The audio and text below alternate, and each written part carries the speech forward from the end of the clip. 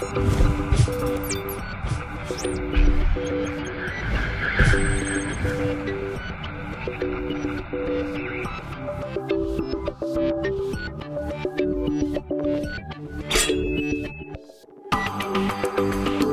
hello everybody, and welcome to episode number 66 of FinalBossTV, your WoW endgame rating show. I am your host, my name is Adam K, aka Bay, and the Class Junkets are back! Woo! Hype for Class Junkets! I think I've said the word hype more times in the past week than I ever want to the rest of the year. If you're watching ADGQ, oh my goodness, those boys and those girls did some awesome work! So the Class Junkets in Worlds are gonna work a little differently, alright? There's a couple different formats we're going to try out. This is the one we're going to try out for the Rogues, which are on today. I am joined by Fierydemise and Vigilate, who we're talking about Rogues and Warlords up to the point right now. And for healers, tanks, and DPS, they'll be a little different, sort of how we go along the path of each episode, right? And we go in a circle, right? We do DPS, then a tank, and then a healer, then a DPS tank, healer, DPS tank, healer, until we run out of tanks. And we'll DPS healer, and then we go on healers, we run DPS, DPS, DPS, DPS, DPS. So stick around for all the classes you want to see. But today's episode is going to be Rogues only, and our two Rogues, returning guest from the Rogue Junket in Mists of Pandaria. There's Fierydemise. Hello, sir. Hello. Hello. Are you good? Is your chair ready for this? My chair will probably squeak many times. Yeah, be good.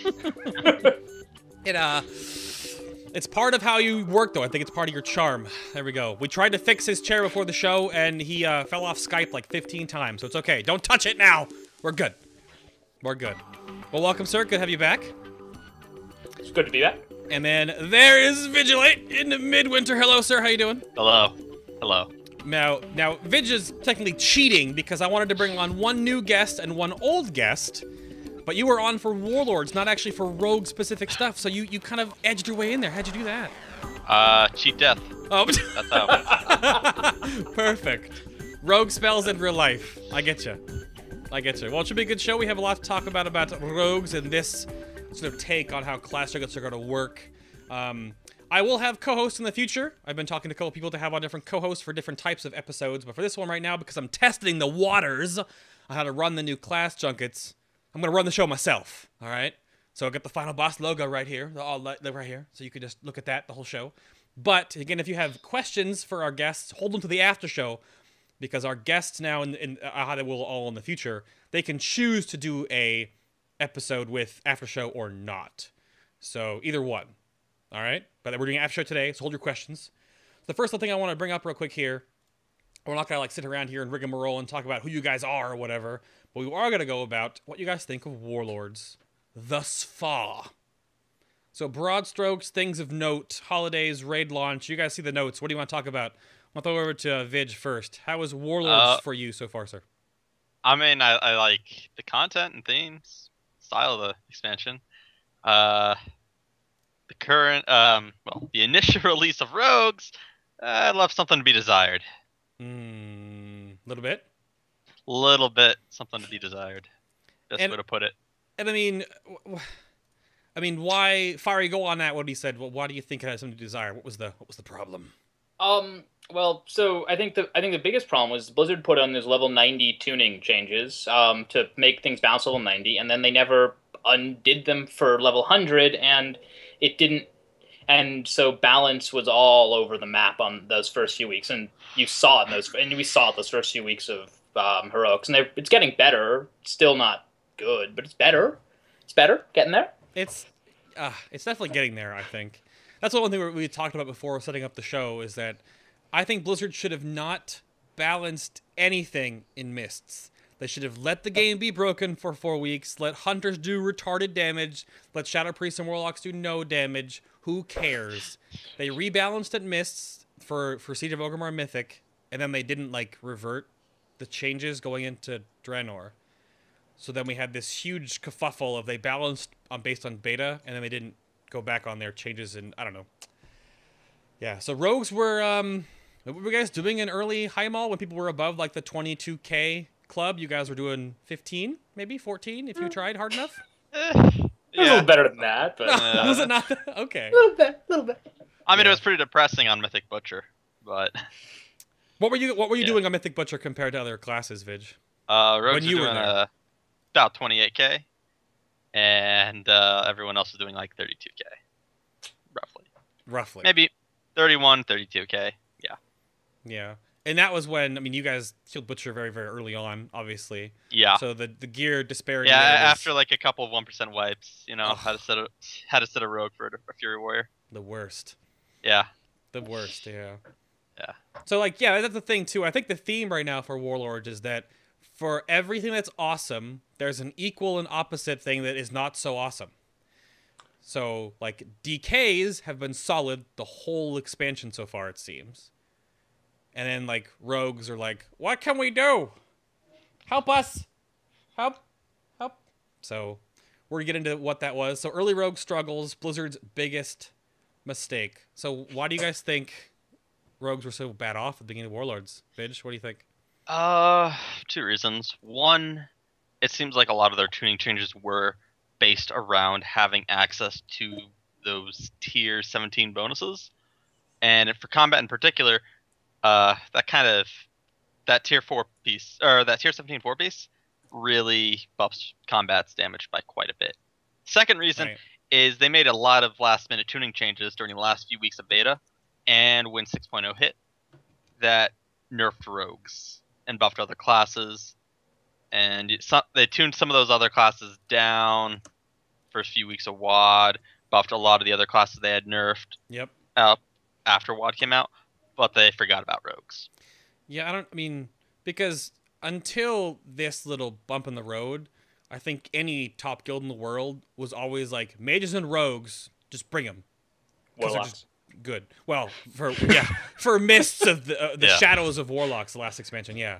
So, but that was always the thing. I always thought outside in, like those two pure classes were just always great. They brought what they needed. They brought the good damage as a one ranged and one melee you could always count on. But then this huge shift with Warlords. Fiery, what else do you think? What problems with rogues? I think another problem, and I know it's on the notes to discuss later, but so hint at it now. The way the rogues, Blizzard went really big into niches. Throughout MoP, they slowly sort of tried to get rid of rogue niches. So I think Siege of Orgrimmar, for instance, combat with AOC could do pretty comparable burst to a subtlety rogue. So that burst niche wasn't such a big deal. And then Assassinate Execute niche was something, but it wasn't hugely overpowered. Blizzard really pushed the niches here a lot. And so when you combine that with the weapon requirements for the different specs, gearing up becomes potentially very problematic, and you're almost always going to be stuck with probably a suboptimal weapon as a rogue, and weapons are a big deal, as we all know.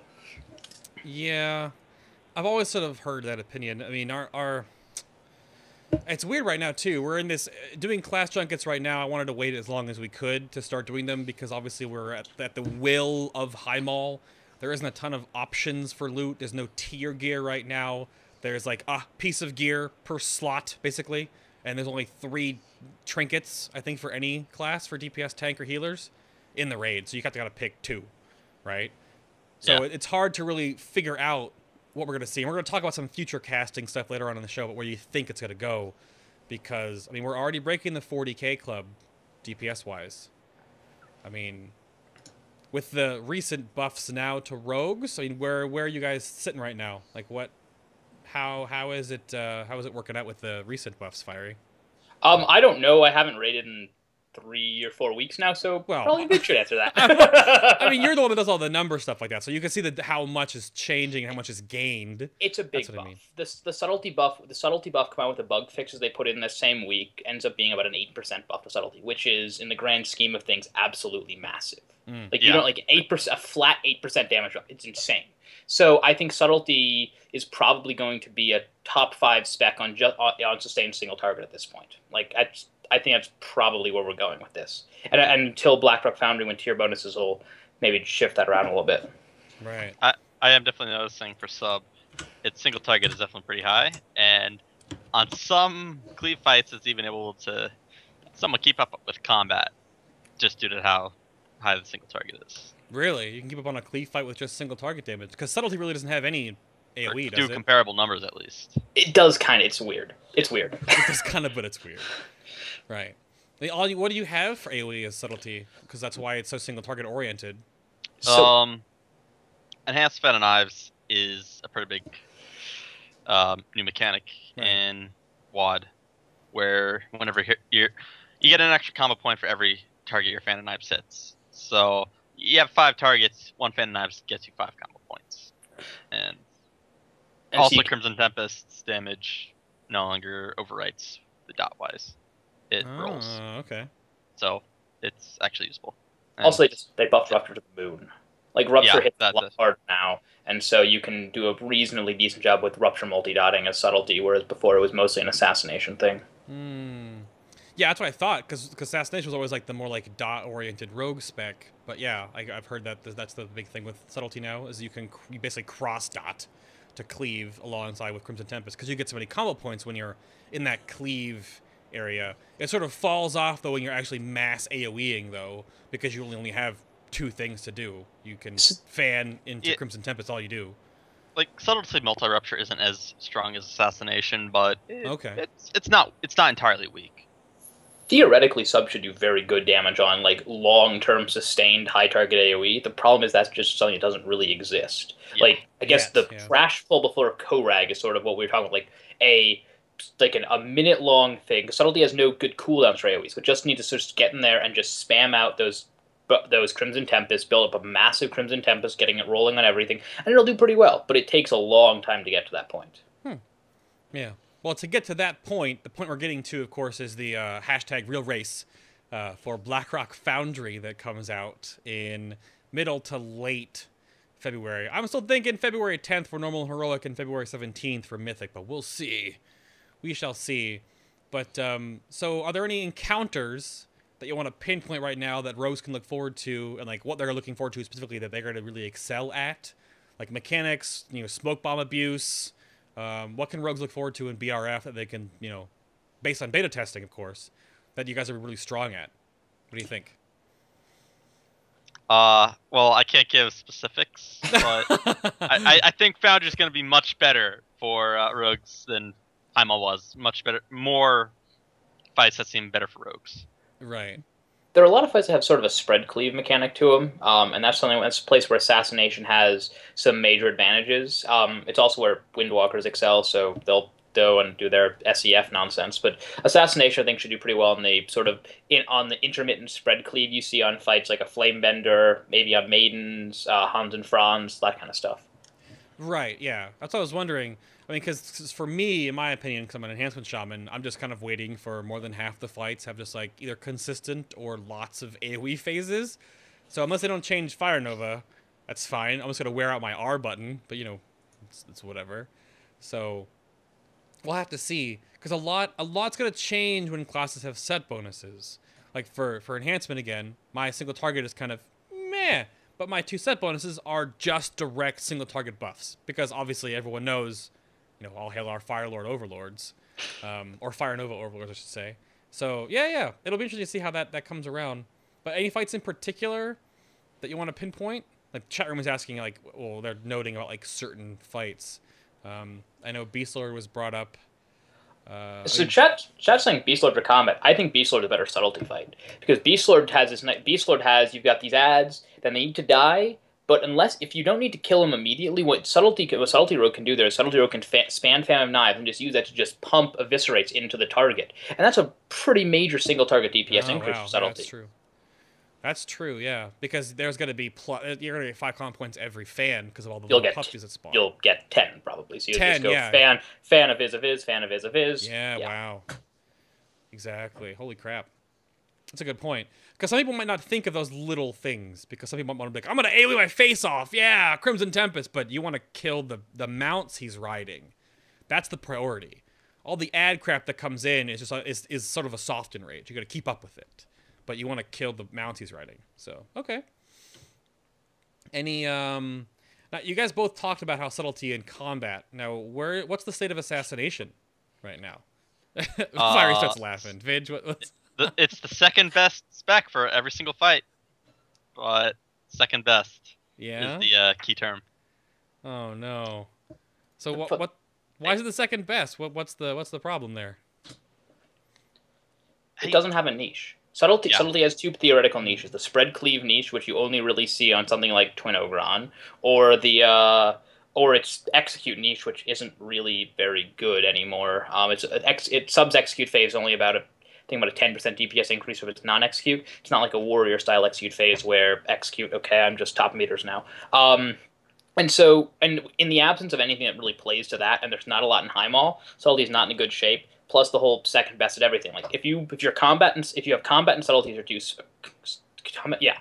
and subs are 2 specs, you can just swap between them and be best at everything. Subtlety, okay, you'll be second best at everything, but you don't want to be second best at everything when you don't have to be. You mean assassination second best at everything? Yes, assassination second best. Yes. Do you think, this is me just kind of being devil's advocate here real quick, do you think that the reason why assassination now is like the second best at everything is because it's arguably the easiest spec to play, and it was such a cruise control spec in Mists that, I mean, honestly, there's not a whole lot going on with assassination. There's not a whole lot of these weird little like realms and idioms and things to like really iterate on how you play the class.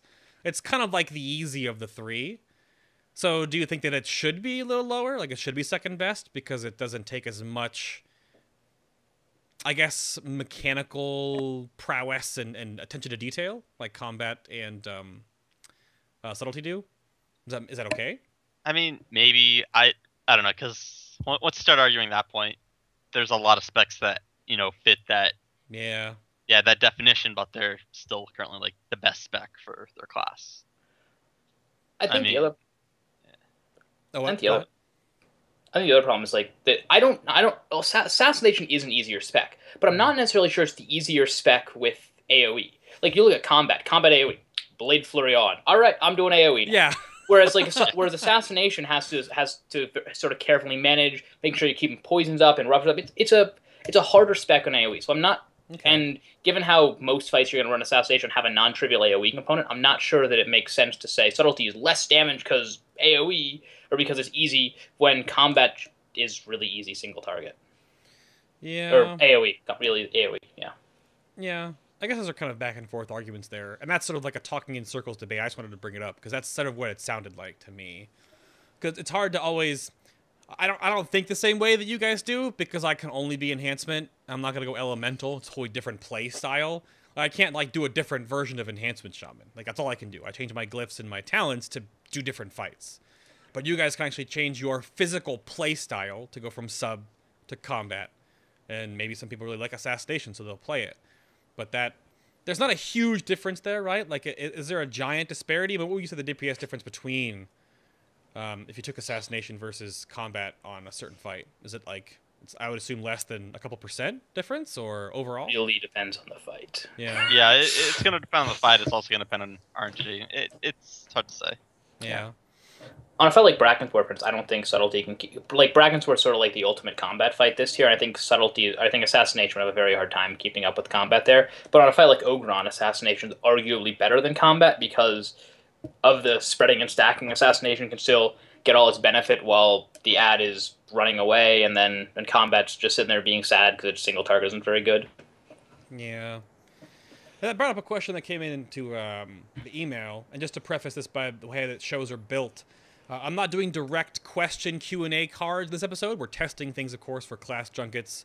So when I get questions in the email, which there were lots, and I thank you all for putting your questions, that gives me ideas like what to bring up and what to build into the show notes.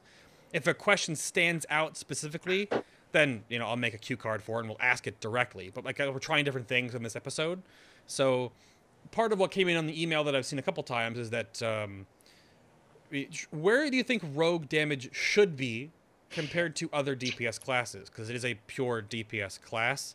That's kind of a term I think that we need to get away from, though, personally, because we use one of our rogues.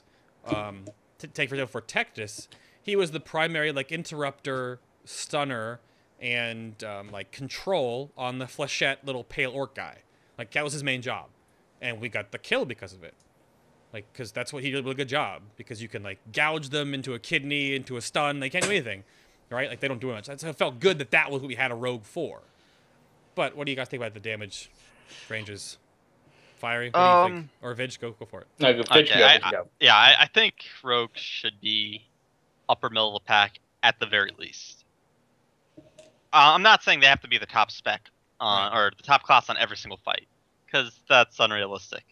But there should be some fights where it's like, okay, yeah, rogues are gonna dominate because it's a rogue fight. But I don't know. I don't know. Again, I'm biased, but I don't think they should be getting beat by like every other melee. Well, now, then should they not be getting beat by protection paladins? Oh, okay.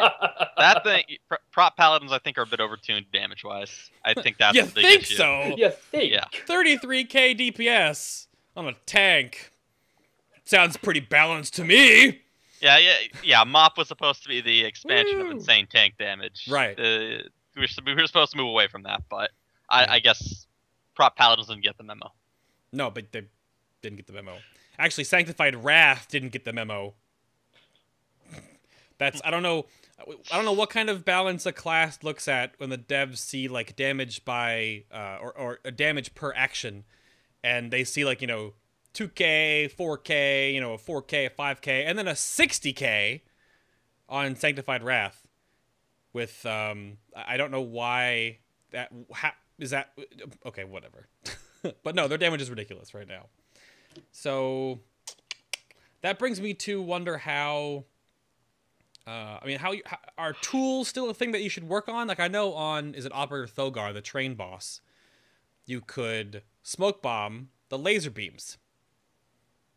If that still becomes a thing in when we get to live. But are those sort of things you bring rogues for? I mean, for that control, for the smoke bomb usage. Smoke bomb is a very much specific thing now with 20 people. You can only bring 2 rogues, right? But is that still something that is worth it? I think Blizzard's going to give us that. Like, yeah, I mean, it depends. Yeah, like things like smoke bomb. Like there was only one instance of it in High Mall, and that would be on the Crystalline Barrage on Tectus, really? which we did use it for that in the last phase. Oh, you could. We don't use it anymore, but we did use it on the progression kill. Oh, okay. If you did it at the same time that he was going to cast it, he wouldn't cast it. Is that what you're saying? Yeah. Yeah. I'm not getting into Foundry though. I can't get into that. Well, that's the same thing we found out on beta. You can. What was it called on Thogar? The crazy laser beam, the fire laser beam thing. No. The Deforester or whatever. Yeah. So you can. Chat saying Butcher's Cleave as well. You can smoke bomb it. Well, you can game that by just everyone running in and having one person out with like a ice block or a bop. But yeah.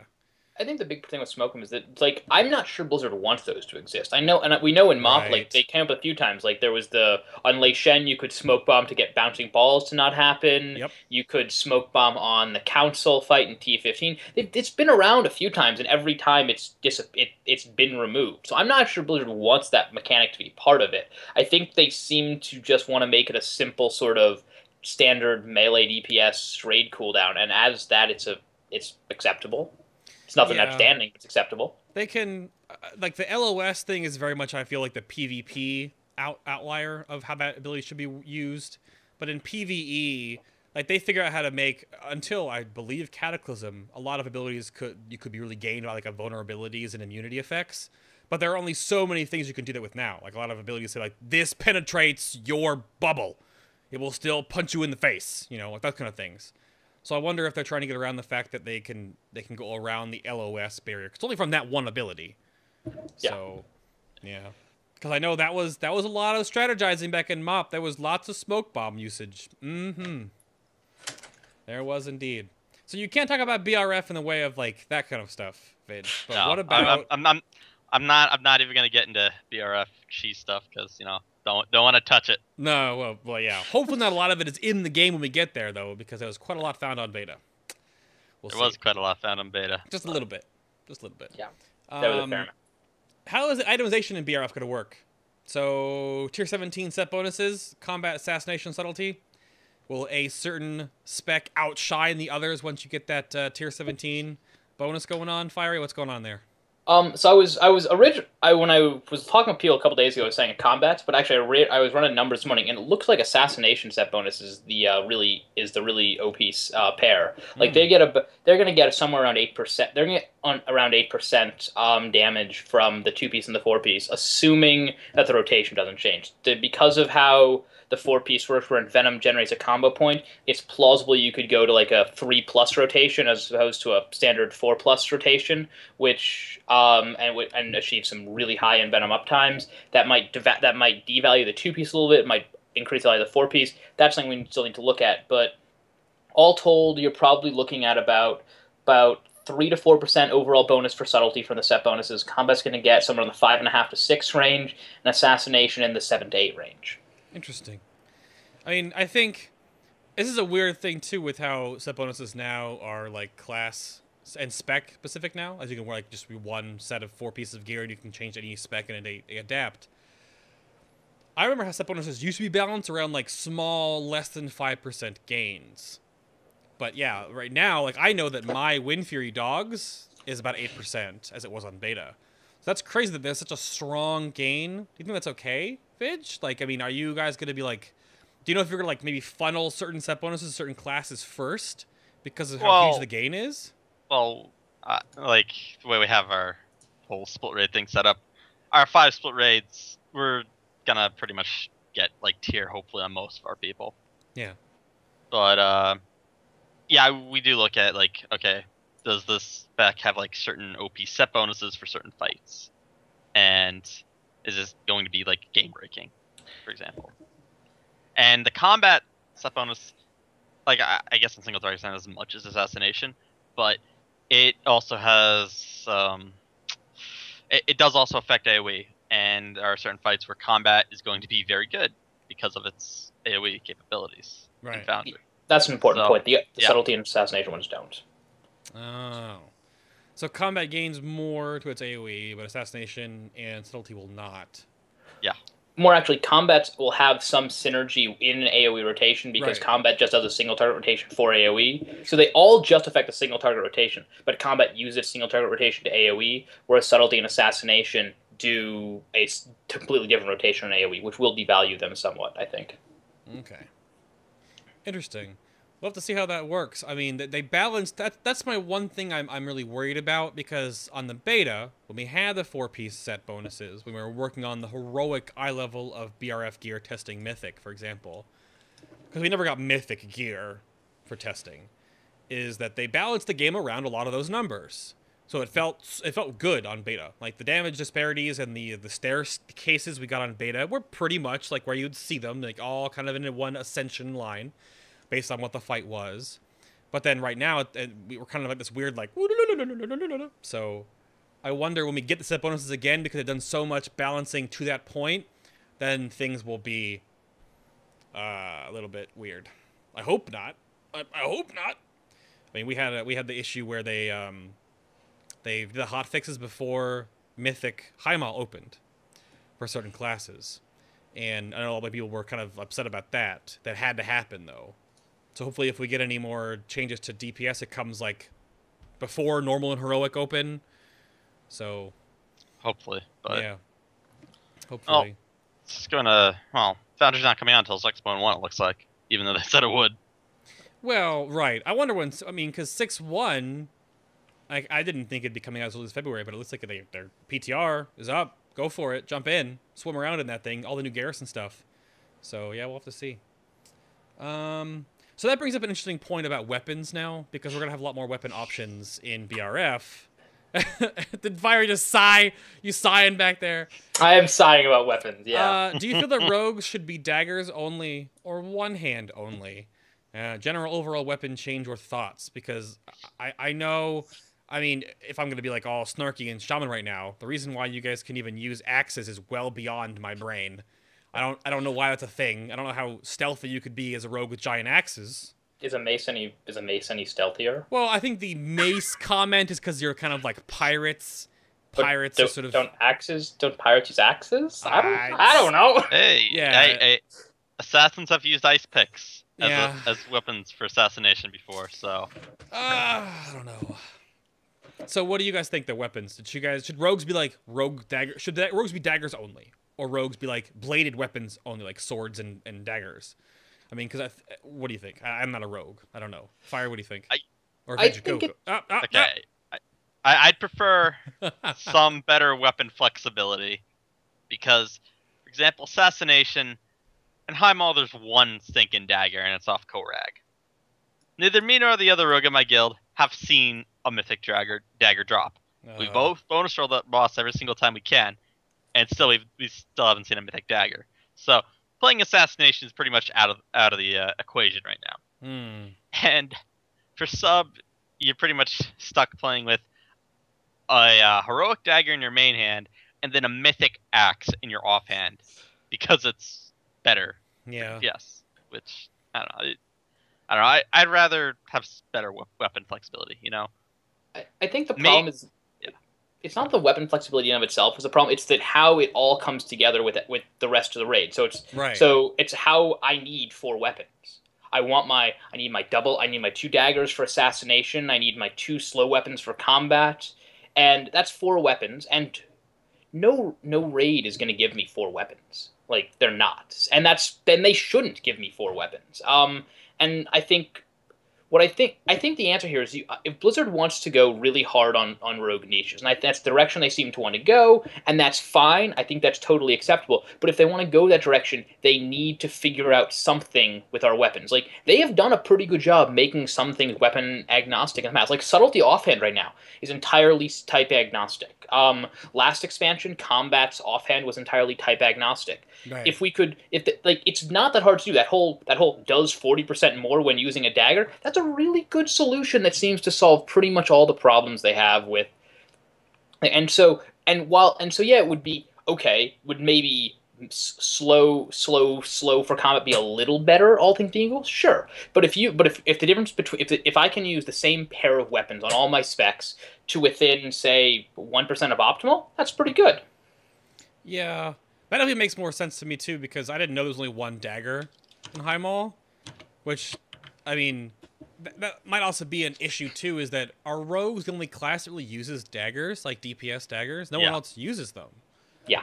Which is why I sort of thought that was sort of a rogue thing, because now that the rogues can also use fists, swords, axes, and maces, all the one-handed weapons, I mean, why either take daggers and make them very much a rogue-only thing, which would be awkward.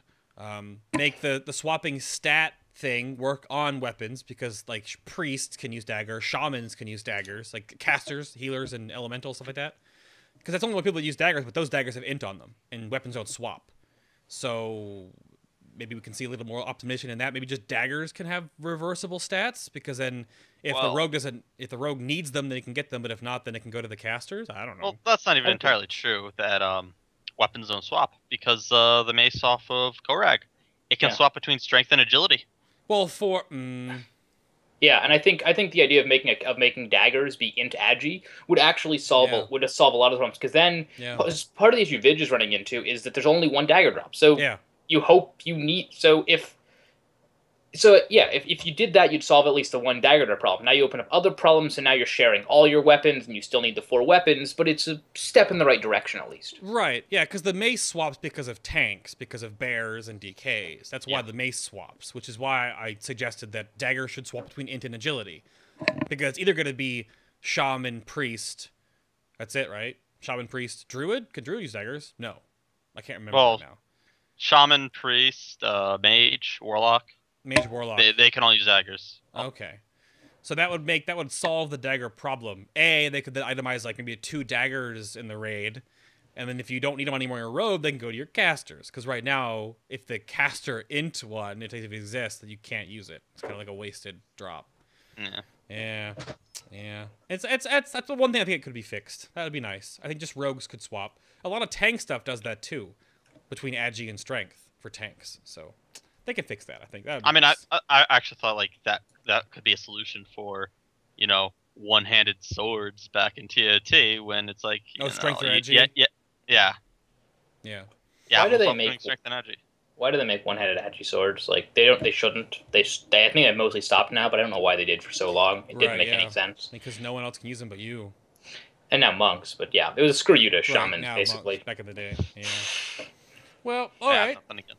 So now we've talked about enough about that kind of weird, what they should not care about or care about. So let's go into each individual class real quick and run through some spec-specific things. So we'll start with combat rogues real quick. This is, of course, taking in the current state of the game with the new buffs. So combat rogues, what is your stat priorities that you should be looking at? And then what weapon enchants should we go for? Fiery? You want haste. Yes, more haste. Can't get enough haste as combat. So, Combat's one of the few specs in the game right now that absolutely loves haste. And you're just gonna you want as much haste as you can. It's really about as simple as that. I think it's haste, then multi-strike, then Crit, I think. Crit's the dump stat for combat, as it's basically always been. Oh. But it's haste, multi-strike, your two best stats, and after that, whatever. But yeah, you really just want haste. okay. And on enchants, you want the haste enchant, and then there's the other tricky thing with Shattered Hand and weapon enchants, and that's complex. And Shadowcraft and Simcraft handle that. Trust them. Long story short, at current gear levels, you probably want Shattered Hand and at least one weapon for all 3 rogue specs. Yeah, and that might feel weird to some people, like, because Shattered Hand was the nerfed, and it's the bleed. It does scale with your attack power, however. But yeah, so if you are rogue right now, you want to go to... I would assume Shadowcraft is on Ravenholdt. It's right there. We got a link to it. It's not actually hosted there. Right, yeah. Oh, so it's fine. But you want to use that Shadowcraft, figure out if you need to use... I mean, like, Fiery says probably every rogue spec right now. Is there an eye level cutoff? Does Shattered Hand get better in your offhand as you get more gear? Shattered Hand does not get better. Shattered Hand will get worse and eventually will get past at high enough eye levels, I think. But where those eye level cutoffs are pretty high. I think I was... for combat, you see it, like, you might be seeing it in Blackrock Mythic, hard to tell. For subtlety, you may not. For subtlety and assassination, it actually may be a while, because one of the interesting things, while Shattered Hand does not scale with attack power, it does scale with percent damage modifiers. Yeah, and flat so damage. Since all rogue specs have a huge amount of percent damage modifiers to play with, it artificially inflates their value beyond the funny scaling off attack speed thing. Yeah, are you sure? I don't want to be misquoted here, of course. Are you sure the Shattered Hand isn't off of attack power? Because I don't have any flat modifiers that can give it damage, but if I take off gear and put back on gear, the tooltip damage will tick differently. I think the Shattered Hand tooltip lies, because the Shattered Hand tooltip also suggests it's a rolling dot, and it's not a rolling dot. No, it's a refreshing dot, yeah. So I think the tooltip's just lying to you on that, because tooltips lie. Yeah, tooltips lie. Fair enough. Yep. All right, that's fair. Yep. Well, before chat doesn't get to the wrong thing, Shattered Hand doesn't scale with haste, it scales with attack speed. So something. Yeah. Right. The difference there is, so attack speed, slice and dice. So a rogue gets about a 40% more procs than you'd expect from a standard true haste from a standard RPPM haste scaling, because it's also scaling off its attack speed, and subtlety gets more than that. Pathel, the lead Shadowcraft dev, discovered that about 2.5-3 weeks ago, and it's now in all our tools. So yeah, it might be going away because it's probably not intended, but it works now. So for now, you can use Shattered Hand and save money. Like, I thought when they changed it to be 2.5 a minute, you would get 2.5 a minute, and that would be it, no matter how fast or slow you attacked. But that's not the case. It's supposed to be haste scaling in general. It's a haste scaling RPPM. It's just not supposed to be attack speed scaling. Yeah. The attack speed scaling is throwing out of proportion because of slice and dice. Yeah. Basically. So, alrighty. So, haste for combat. All right. I'll get... What does assassination want? Mastery. Yep. Mastery. Weapon enchants, are you going double mastery enchants or one mastery, one Shattered Hand? Interesting, when I looked on this morning, it's Shadowcraft was showing assassination at many eye levels going double Shattered Hand. But it's probably long term. It's a single mastery. It's 1x mastery, 1x Shattered Hand. I don't remember the names of the Bleeding Hollow is mastery. I have double right now. Yeah. Yeah, that one. Okay. And subtlety. What does subtlety want for stat priorities, Vig? Multi-strike. Okay. And mastery. Yes. And mastery. Multi-strike and mastery. It kind of. Subtlety's tricky. Yeah. It is a little strong. Why is it tricky? There's a weird interaction between those two mechanics. So because of Sinister Calling, when you multi-strike with an ability, you get an additional rupture proc, or you get your rupture advances. You get a rupture dot that moves faster. So this creates this weird this weird tightly coupled interaction where sometimes it's multi-strike, sometimes it's mastery. It tends to be multi-strike, but mastery sometimes, and yeah, it's really complex. We have tools for that. Shadowcraft, Simcraft, they all do it. Right, because subtlety's mastery is is dot, right? Is the bleed damage, right? 'Cause it's like hemo and rupture and stuff like that, right? Sorry, say again. What the mastery for subtlety is your bleed mastery damage. is all finishers. So rupture, finisher, Crimson right. Tempest, right. Slice and dice too. Oh, so finisher. Sorry, so I didn't read that properly. I thought it was just the okay. So that's okay. All right. So that's that's the kind of the problem I'm running into right now with enhancement and what like Purge and them are figuring out right now is because like haste is really good because we have Sanctity of Battle now, which is flurry for us.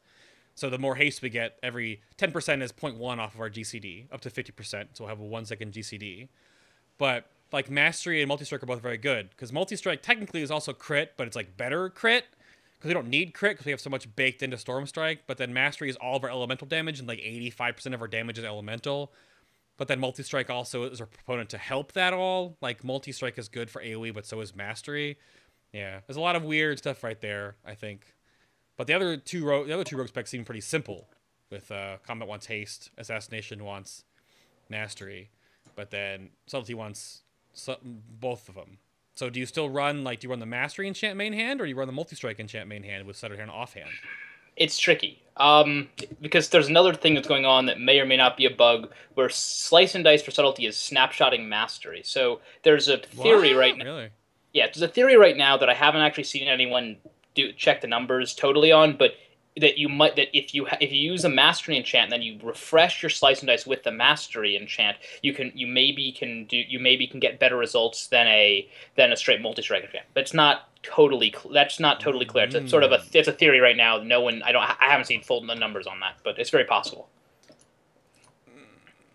Okay, I mean, I guess for that mechanic, it actually would make sense, because I don't think Slice and Dice is going to actively change how fast you attack based on your paper doll. That's... Well, because sub Slice and Dice percentage scales with mastery. Correct. Huh. Interesting. I mean, it's fun to find out what snapshots right now, because certain things still do snapshot in Warlords Journal. Not everything, a lot less than it used to, but that's one I didn't know about. Interesting. Interesting. So, and then I guess because we're still talking about the weapon enchant stuff, is brought up in chat. Is Shattered Hand better on faster or slower weapons, or does that even matter?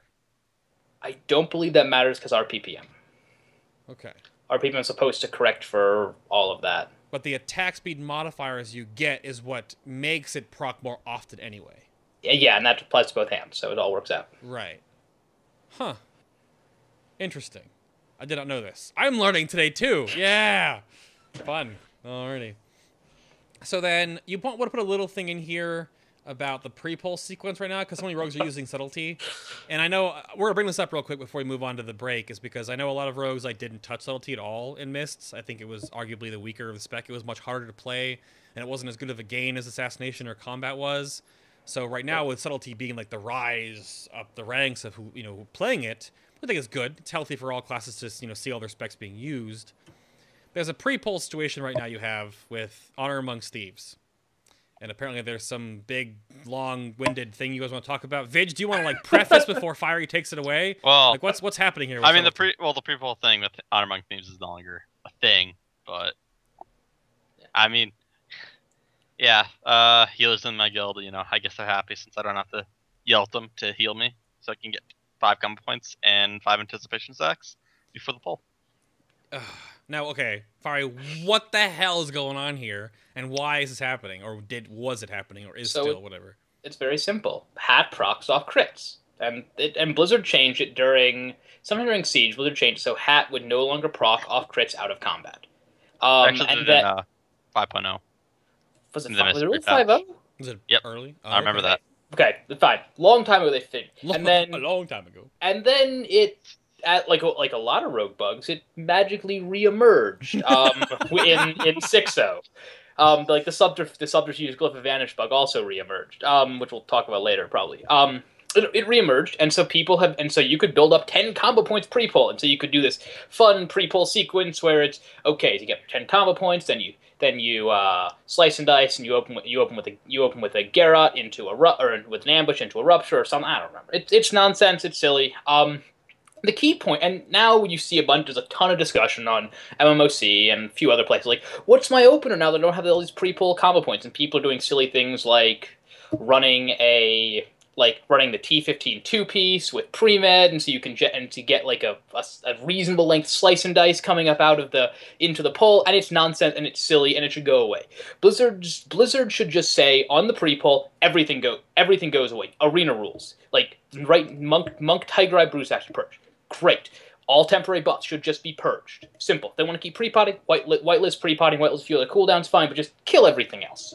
It's nonsense that we're at this point. Like, Warriors had the Firelands two-piece for a long time. I think. Yep. Affliction Warlocks have some nonsense too. Just get rid of all of it. Yeah. Make our life easier. I mean, in beta testing, because this is part of the squish problems with the numbers, but a lot of like two-hand DPS were using Shadowmourne to ramp up the strength proc and then switch to an actual real weapon and go crazy ham. So I think that was fixed, I believe, because they fixed the weapon itself. But yeah, all these things before polls, I don't know, are weird. I know that Blizzard's okay with pre-potting, but having all this extra stuff on the poll is a little bit getting... even though the game is squished now and there's less things, people still find all these stuff to tack on. So I don't know if chat room agrees with the... on a boss poll. They could just make that stuff not work at level 100. Yeah, why not? Yeah, that's true too. I don't know if the whitelisting, blacklisting on poll sort of arena rule will ever happen. I think it might be a healthy change. I'll hearken this to the load screening on video game runners that have faster loading systems that load your game faster, have a faster runtime. So they use programs behind the program to count actual gameplay time because it's unfair advantage, stuff like that. And you could harken that to rating. You know, certain people can really game all this pre-pull nonsense to do more damage on the pull than other people. Yeah. So putting everyone on the same playing field is what we're talking about right now. I think that would be good. The other thing is that pre-pull nonsense. I want to dismiss it. I say openers don't matter. Rogues have an unhealthy fixation with openers. But when Blizzard puts in 2 4-minute encounters in this tier, the pre-pull absolutely matters. Yeah. I was looking at Something Wicked's logs yesterday, and in the first 20 seconds of that pull, and during the pre-pot period, 8% of the fight, they did 16% of the boss's total health. In the first 44 seconds, the first 17% of the fight, they did 31% of the boss's total health. Pre-pull absolutely matters. And if Blizzard's going to keep putting these weird 4-minute encounters in, they absolutely need to do this pre-pull. They actually need to fix the pre-pull stuff. Yeah. Yeah, they do. I mean, how important was that to you guys during progression, Vidge? Were you guys... I know, the new caster way is you have to line up your first cast, like Druids, for example, with their first... oh my goodness. Their first Star Surge, land on the boss when the tank runs in kind of thing. That's been a thing for a while. But how big of a deal was this for progression for you, for your experience? Adding up all this pre-pull nonsense to get more damage?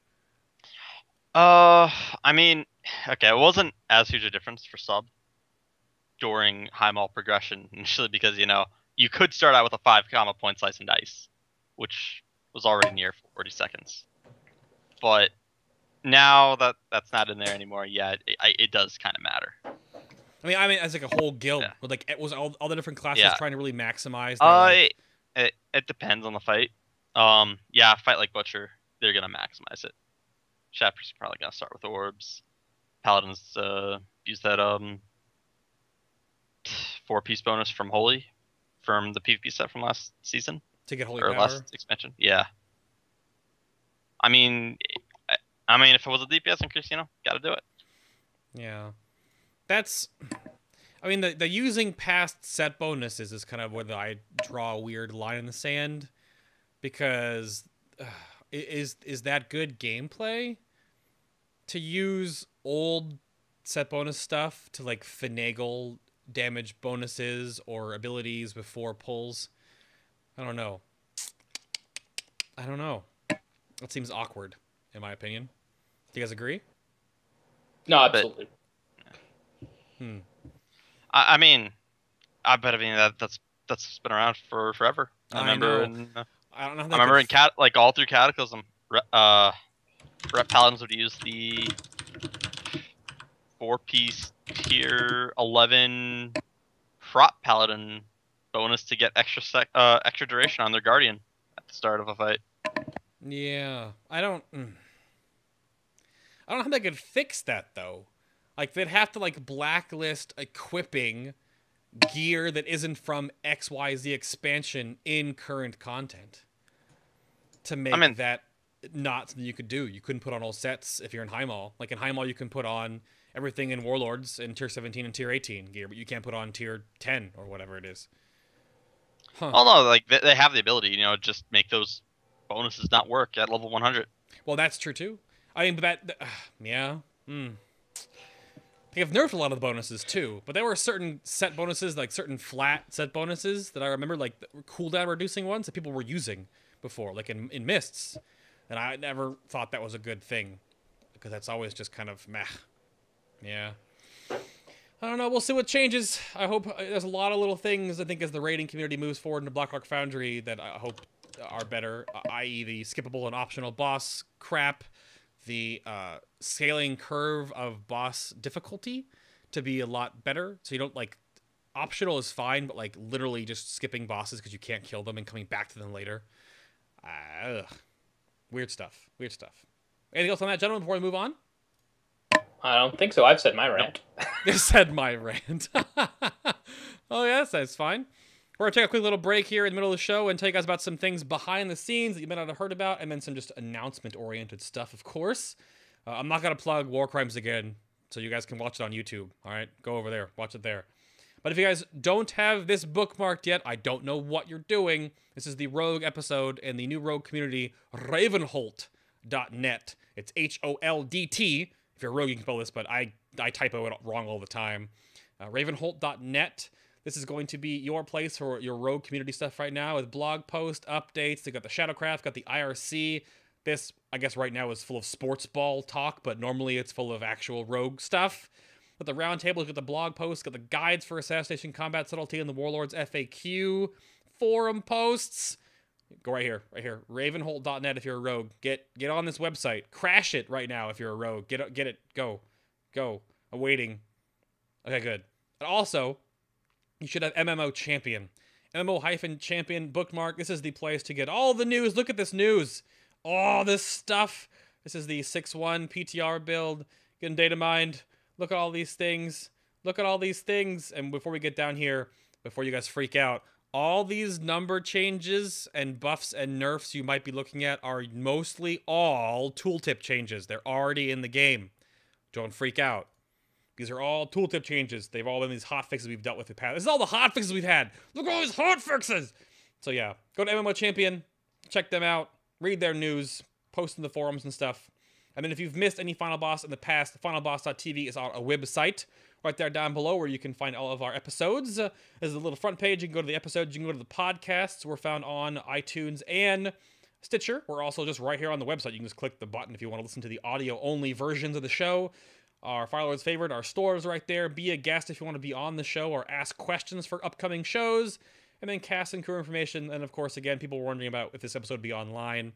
Every episode and after show goes on our YouTube. Also, our side content stuff like the War Crimes trailer and the On My Own WoW Machinima music video parody is all on our YouTube page. That's sort of like our repository for all the stuff you may have missed. So go check that out. All the information is right down below the stream. Right down there. All the links, all the buttons.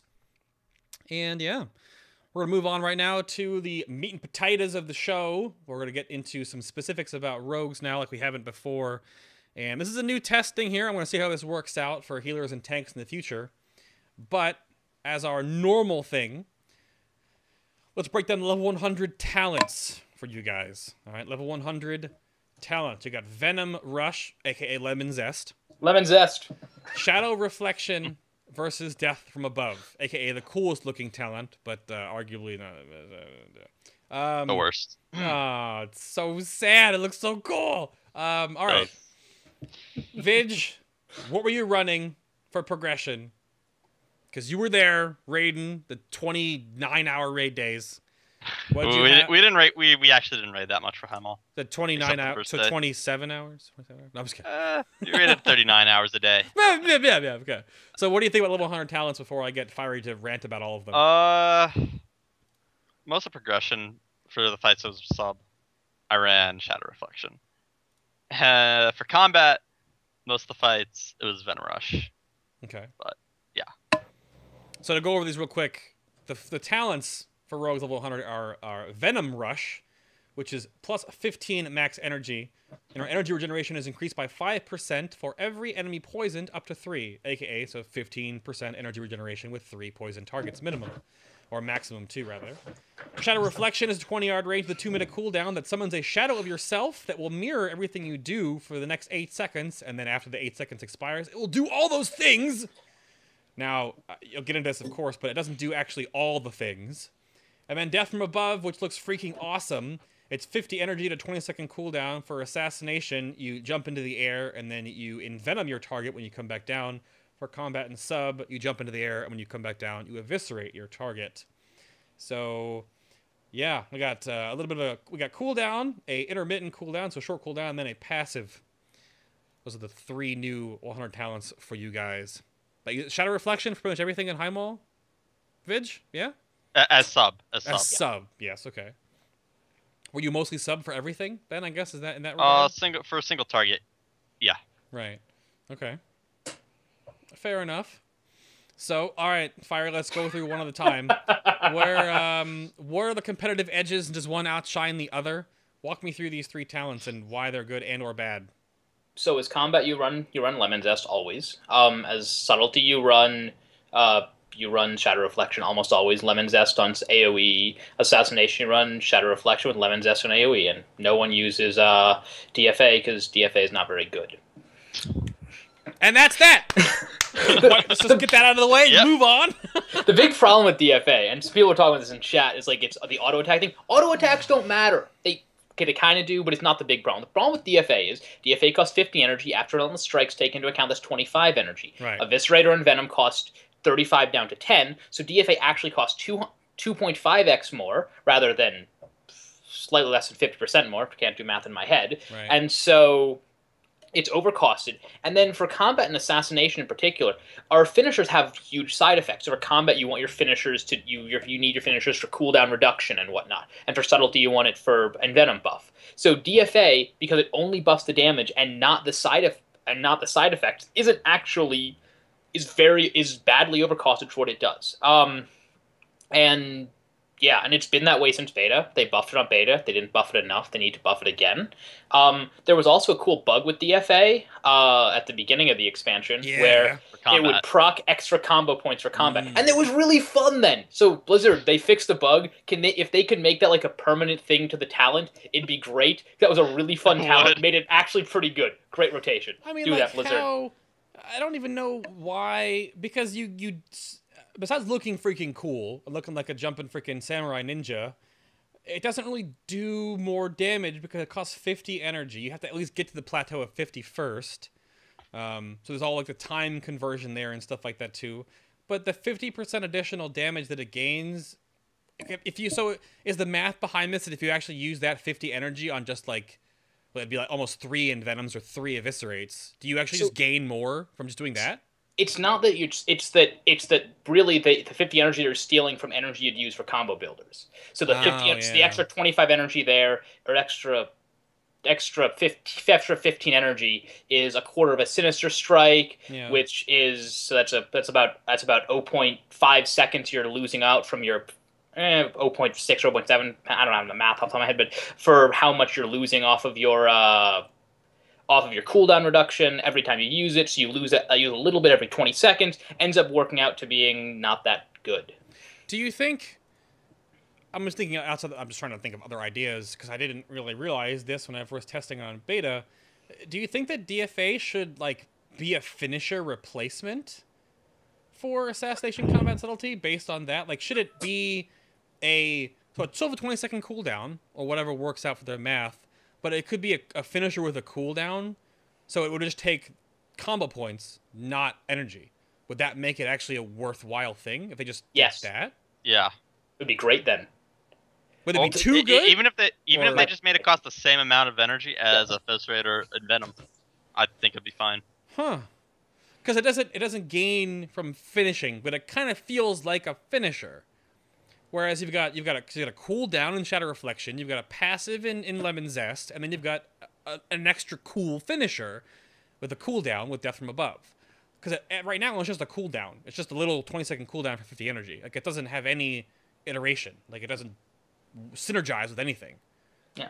So I mean, the other thing I think they could do is actually make like the finisher itself cleave, like the empowered finisher, Oh. instead of like doing the 10k AoE pulse, which is nothing. Before you take off into the air and look like an awesome Shadow Ninja, you tickle the enemies around you.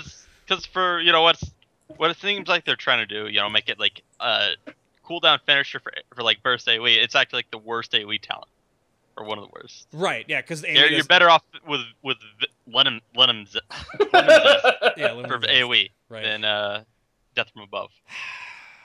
Yeah, I don't know, because when I was testing on beta, like, I just felt like I tested Shadow Reflection and I was like, yeah, I guess that's cool, and Venom Rush just kind of happens, but like for the first time, I felt like as a rogue, you kind of like did something neat, because like with you kind of just stand there and kind of stabby, like maybe a shadow step here and there, but you kind of stand there, and as doing Death from Above, you kind of felt like you're like, wow, you did something.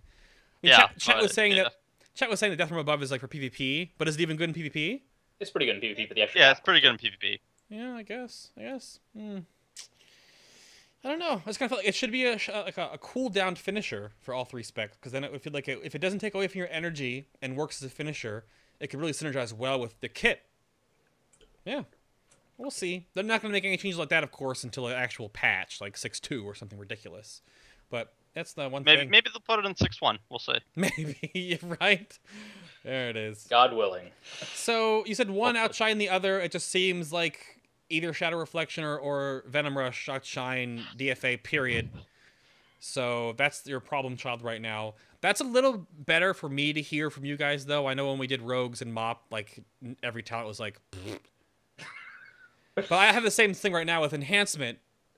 Everyone takes Liquid Magma, or Molten Vomit, I call it, because Storm Elemental is awful, and the play style with Elemental Fusion is just terrible. Elemental Fusion, I guess, is good for, like, big frost shocks and PvP, but, like, it's just bad.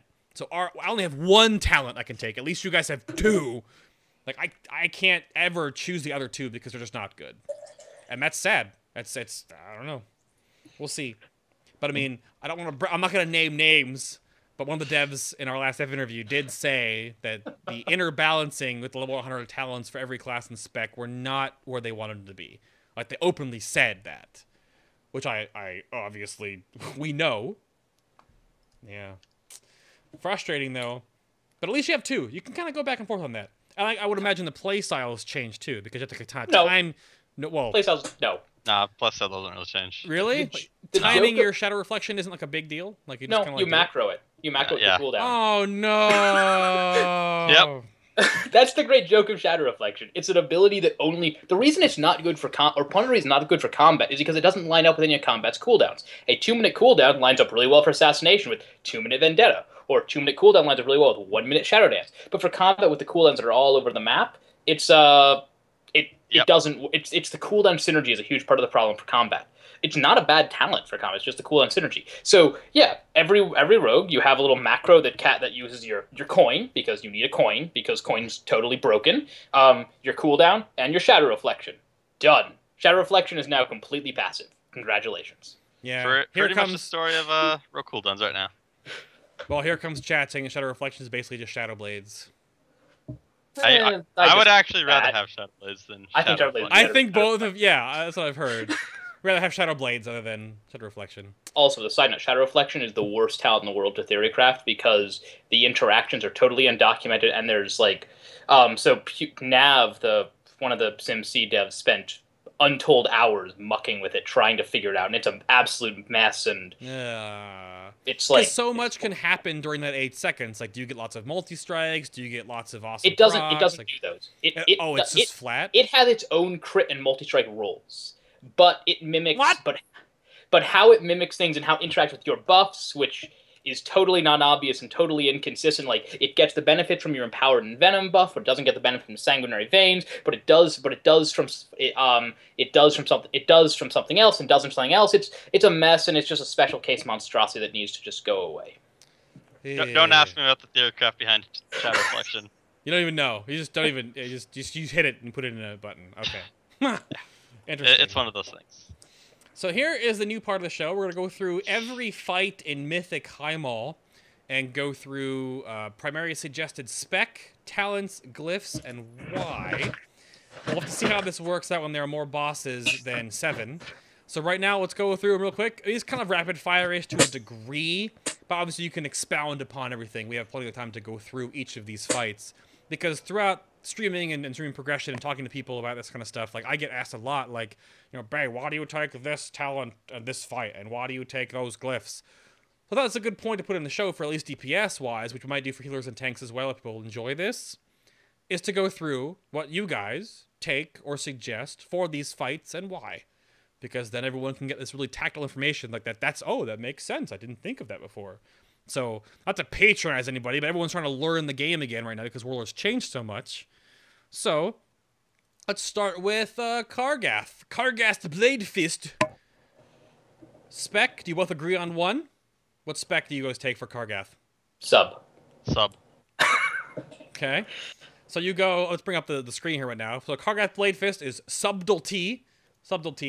And what kind of talent layout do you go to with? Like, you can go through each of them, like 15, 30, 45, 60, 75, 90, 100. I mean, the only two meta that are really, like, 90 and 100. Yeah. Only two for all the specs, really. So what do you take at 90?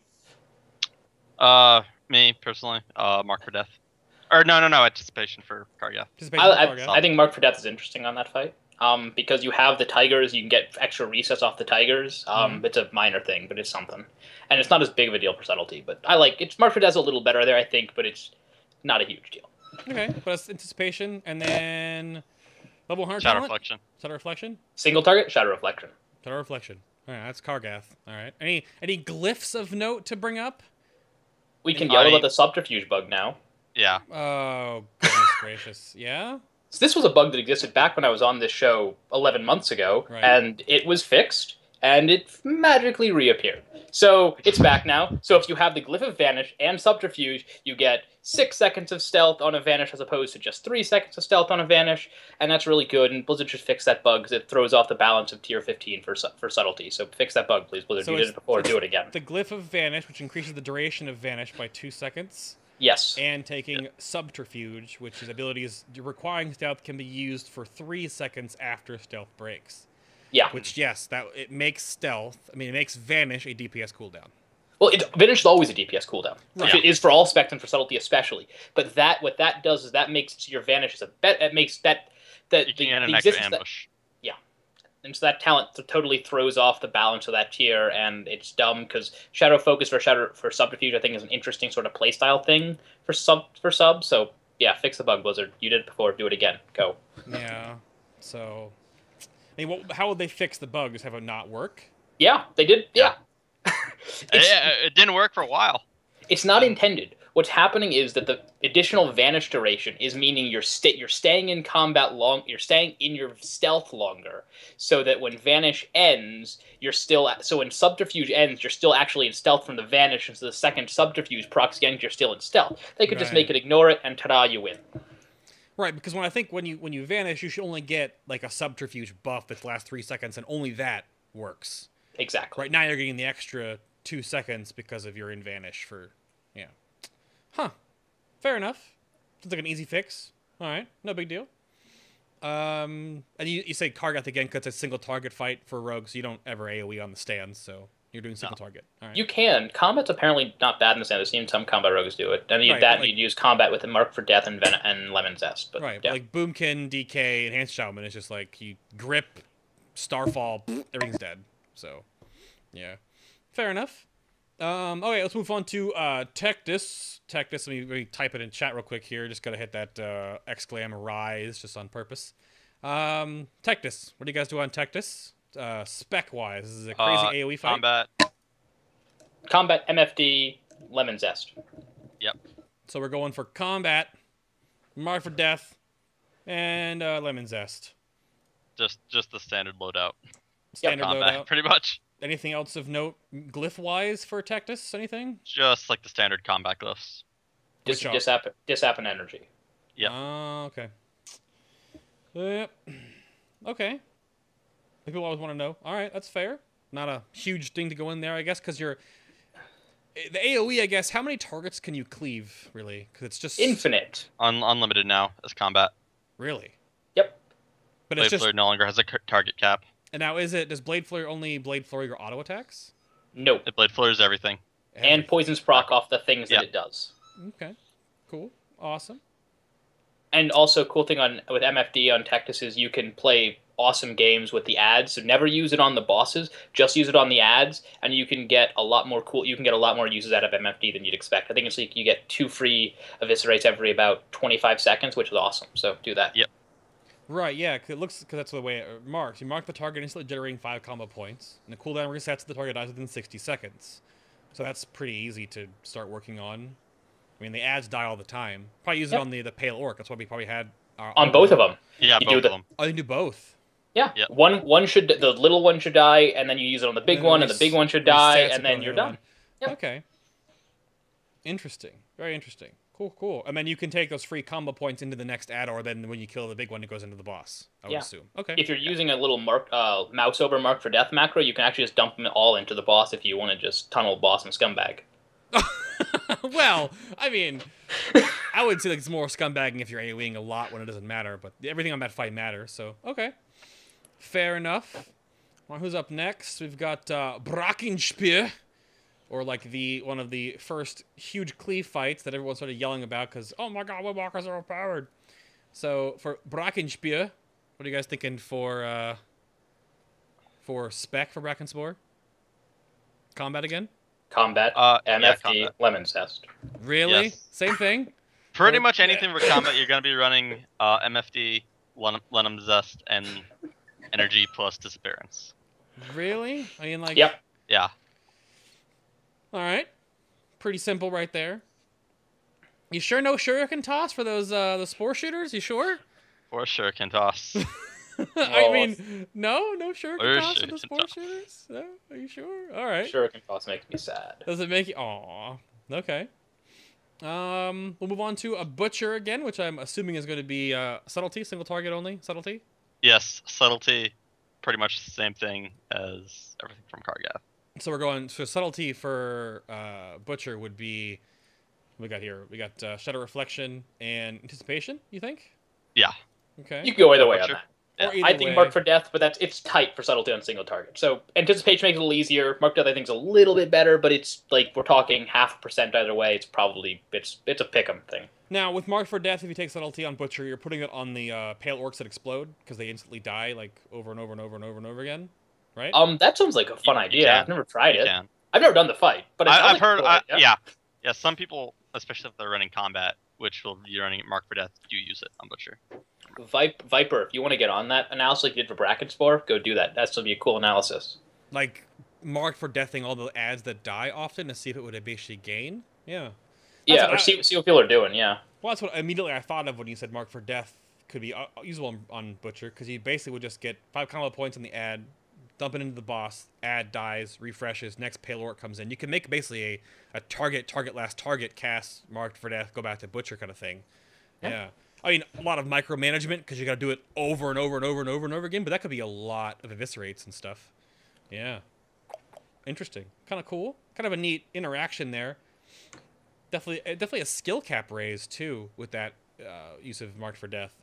Which, again, when you look at this tier with Anticipation, Marked for Death, or Shuriken Toss, like, why is Shuriken Toss even a thing? Because Marked for Death is such a higher degree of gameplay. I don't know. That's my thing I thought about when we talk about rogues in MoP, was that you have some talents in a tier that are, like, wicked, like, interactive, and some that just, like... Okay. Alright, let's do Twin Ogron, Super Duper Cleave Council 2-part fight. I'm assuming... Combat, probably. Combat? Assassination. Yeah. Or sub. Yeah, I guess, but Or sub. I don't She's saying know. all three. Why is this now? I don't like combat on Twin Ogron. Yeah. I think combat's the weak spec in Twin Ogron. I ran it on progression, and I think it was a mistake in retrospect. Because you spend enough time separated, and in those separated times, subtlety and assassination can do more damage than subtlety and assassination can do more damage than combat can in those separated periods. So that's been I think the numbers bear this out roughly. And I think assassination is slightly better at the spread cleave because assassination gets a single target DPS increase from the additional venomous wounds running, whereas subtlety doesn't. So I think assassination is a little bit better on Twin Ogron, but you can probably run all three specs and be fine. I mean, yeah, it's really just personal preference. I guess, like it. I don't know. Twin Ogron, we two-shot it, so there wasn't a lot of time to like really work on it. What were you for Twin Ogron when you killed it? I think I went combat for it just because I had a, Blade Fist off Mythic target. So okay, yeah. So are there any iterations between the specs? Like say, so if you did Twin Ogron as assassination, what would you take for your talents then? Anticipation and. You'd have to. Lemon Zest versus Shadow Reflection could go either way, probably. Because you're only going to have two targets. But yeah, is that extra energy and 10% more energy regeneration going to be better than the 2-minute cooldown that you can use? Yeah, because I don't know. Like, energy regeneration isn't a huge thing. A huge thing. And so you're already going to have a lot more because you've got the double rupture as opposed to single rupture. So it's that I'm not sure on. I'm not sure on that one. Yeah. I mean, timing Shadow Reflections, you could use it, like, 5 times in the encounter versus Venom Zest, which is just kind of sitting there. Yeah, I don't know. Interesting. You sure you want to use DFA? No DFA for the... No? Okay. Damn it. Any glyphs for that fight that are in particularly good? Looking through... I mean, I'm not... I guess you could possibly do some cheesing with Glyph of Energy Flows. Yeah, that's a big one. With that Ogron that does the whirlwind. I can't forget it. Ooh, can you dodge the whirlwind? Yes, really? Yes, you can. Evasion dodges the entire whirlwind. Interesting. And you do get energy back from it. So now the whirlwind lasts 8 seconds, I recall. How long does evasion last? 10. 10. Yeah. So if it's not a, yeah, I guess you could. Interesting. I mean, you could totally go on to the whirlwind, evasion it, and get 10 energy every time you dodge, so 10 energy every 0.5 seconds or whatever, and just go crazy ham on that boss. Yeah. Yeah, it's like a mini AR. Basically. Another thing that's worth mentioning, we should have mentioned on Butcher, is Glyph of Cloak of Shadows. It's massively underrated, but it's amazing on it makes your Cloak of Shadows I use Glyph of Cloak of Shadows on a lot of fights, so yeah. It's the most underrated. It's the most underrated rogue glyph right now, and it's good on Twin Ogron too. If you can't shadow step and get hit by the bleed because you're really bad at shadow stepping or something. Well, I would assume, yeah, definitely on Butcher, Cloak of Shadows glyph would be great because the dot is physical. Everything he does is physical. Yep. And then you can use your Cloak of Shadows anyway. Maybe if you cloak when there's a bad pool of purple when you're moving, and if you have bleed on you, you take 40% less from it. So yeah, definitely makes sense in my mind. If you took again, we'll go back to twins. If you did combat on twins, would you do Anticipation, Shadow Reflection as well, or would you go Venom Zest with combat? You always go Venom Zest with combat. Always Lemon Zest with combat. Always combat, really?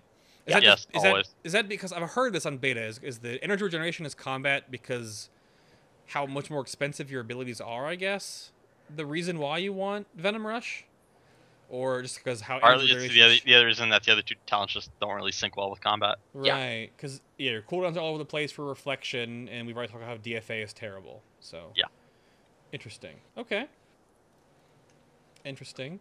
You sure you wouldn't want to take no shuriken toss to throw when you're dodging fire or anything like that? No. I only bring that talent up over and over again because it's just so bad. Do rogues even take it in PvP?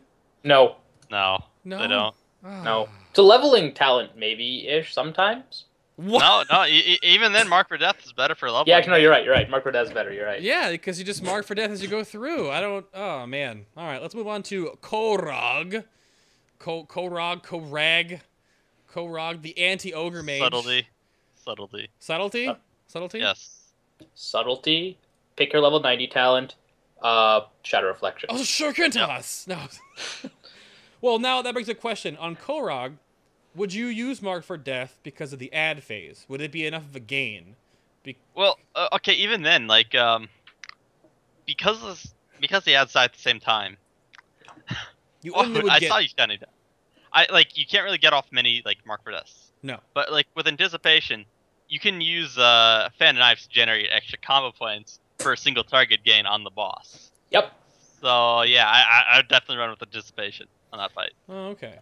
So Anticipation again reads, when your attacks generate a combo point while you already have 5, you get Anticipation charges, aka extra combo points. You just get up to 10. I remember like initially on the beta, you did not extra combo points from Enhanced Fan and Knives did not overflow into Anticipation, but they did eventually change it. So yeah, that would be why. So if you're Subtlety and the ads, we do this of course. If you're doing Korog progression, you have a rogue.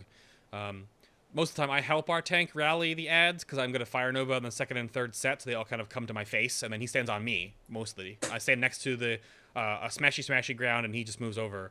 But yeah, I see our rogue fan, and then I would assume he just double finishers into the boss, then fan, double finisher. So yeah, interesting. That's how that makes sense. Which now again, this comes down to the scumbagging versus not scumbagging argument. Whereas if you can AoE and you gain single target damage, a la the thing we just mentioned about Anticipation and Fan of Knives' Subtlety, or Fire Nova for myself, that's not scumbagging. That's like proper use of gaming your class to the maximum benefit. Scumbagging is when you're AoEing stuff that doesn't matter to the fight, and just gaining damage for no reason. Same thing with like if a druid is just starfalling things that don't matter. But for Shadow Priest, they want to cross dot for more Shadow Orbs, stuff like that, right? If you're running the Reflection talent, so stuff like that. It comes down to the different argument, but I know people kind of misinterpret. So okay. Anything else on those bosses before we move on to Margok and Cho'Gall? Don't think so. No. Nope. All right. So now, Imperator Margok, aka Mythic Cho'Gall. What do you guys suggest spec-wise for this fight? All you bitch. Subtlety Subtlety? for boss damage. Okay. And then talents? Spec-wise, no, talent-wise, I'd run with Anticipation, Shadow Reflection. Yeah. Anything else of note on this fight in particular? You can go through every talent if you want to on Margok. Because many people again, just like the standard glyphs for sub. Which are? Subterfuge for, because it's bugged again. And I'd probably run the Hemoglyph for the small ad that spawns that you have to focus down. Oh, the hemorrhaging veins, right? Yeah. Hemorrhaging veins also triggers 20% damage bonus from sanguine veins. All right. 25% now. Oh, Yeah. so it's a tooltip bug. 25%. Per the recent hotfix, Yeah. 25% now. Okay, cool. And then the third glyph can be whatever you're choosing. Whatever you're choosing. So, all right. Which on that fight, in a way, I guess Feint would probably be pretty good. Sprint, Feint. Sprint or Sprint's Feint. good. Yeah. I like Sprint. Sprint. A key point we're not mentioning, or that probably comes up in all this, is that we're sort of assuming that you're running the standard tier 30, 45, and 60 talents of Nerve Strike, Cheat Death, and Prey on the Weak. Or that's 75, Yep. sorry. Like, we're assuming that because that's what pretty much every raiding rogue runs, and that's sort of just what you do. And Shadow Step, because, yeah. And those and the stuns can be very beneficial on Tectis, on Margok, theoretically on the ads if you want to do that. We're assuming that. Throughout this entire thing. Right. So I'm thinking if you're going to already have Sprint in the first place, you don't need Burst of Speed as well. I mean, I don't think Burst of Speed would be terrible on Margok because you're probably going to gain energy when you're running out anyway. But you could just Shadow Step back in after the knockback anyway. 25-yard range after the knockback goes out. It's like a 8-yard tether behind it. Oh, yeah. Even 10-yard tether. You still just wait and then just back to the boss. Yeah. Yep, absolutely. So, pretty much. And then, does Prey on the Weak work on the big ads? Works on everything. Yeah. If you stunned it, 10% more damage. Right, okay. And if you're combat, you get you get a longer stun. You get your 8-second stun with 10% damage, as opposed to 6-second stun with 10% more damage, which is nice. Right. Okay. Interesting. I just noticed in chat, Cheat Death over Elusiveness. Absolutely. Yes. Yeah. Especially when it comes to progression. Right, because elusiveness obviously works on that you have to use energy to use feint, whereas cheat death just happens, and if you oops a daisy, you don't just get going. Yeah, pretty much during progression, you can quite literally fuck up a mechanic once every 2 minutes and not die. And not die, basically. Yes. So 90 seconds. Oh, 90 seconds? The cooldown? 90 seconds. Yeah, 90 seconds. Internal cooldown. Well, yeah. So 90 seconds, yeah, exactly. Yeah. So yeah, I mean, yeah, for 3 seconds afterwards. Yep. That works. Yeah, that would be that would be a progression-oriented talent. I definitely agree with you there because of you're still learning. It's not farm yet. You still may, like you said, you totally can balls up something. It's a good catching mechanic, so you don't just get swacked. And yeah, okay. And the important thing to remember there, it's not just your own mechanic. It's not just your own mistakes of people that'll save you. If like you're going through the ring with the splash damage, someone else screws that up and goes through on top of you. Right. It'll save you. Like their mistake would kill you, and cheat death saves you from other people's mistakes as well as just your own. Yeah. That's true. Yeah, it protects you from anyone else's derps. Yep. Exactly. Well, interesting. Okay. Do combat and assassination have a place? Do you think, Vig, on Mythic Margok? I think combat has a place on Margok. But I don't know. Again, personal preference would be sub, because for the AoE ads, right? Like the enhancement shaman's just gonna do it anyways. Right. Of course. Yeah. Thank you. And then, what about what's the AoE range on Blade Flurry again? It's 10 yards, just like Fan, I believe. It might be 8.